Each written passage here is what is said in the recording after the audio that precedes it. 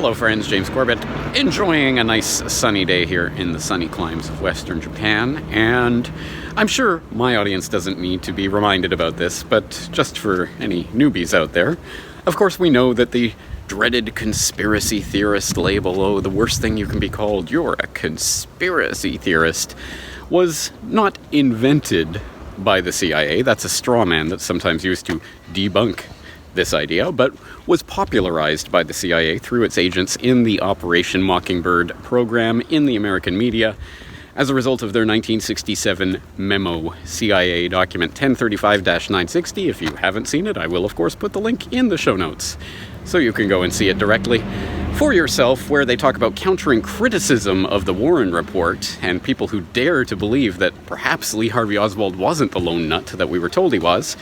Well, one of the ways that they suggest countering such criticism is to label the crackpots who deride that notion as conspiracy theorists. They do use that term in the document.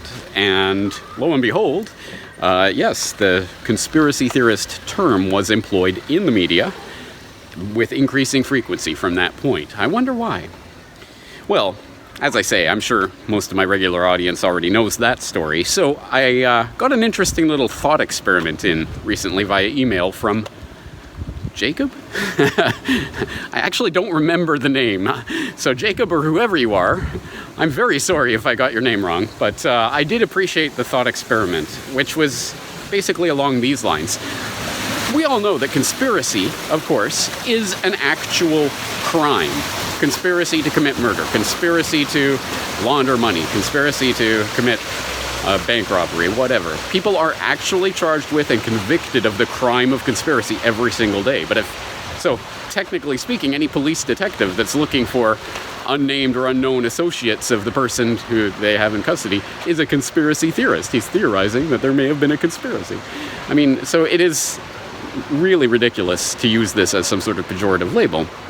Well, let's imagine if we applied that in another context. What if there was something like burglary theorist? What if in the 1960s the CIA or whatever deep state agency had decided to make burglary theorist the term that they would implant in the media? And thereby, over the course of, half a century of conditioning, people would be scared to even talk about burglary or their thoughts on the possibility that burglary exists. You might go back to your home one day and find all the windows smashed and all the valuables have been taken, the whole place has been ransacked. And you turn to your friend and you say, I think there was a burglary here. And your friend, oh, you burglary theorist, what are you talking about?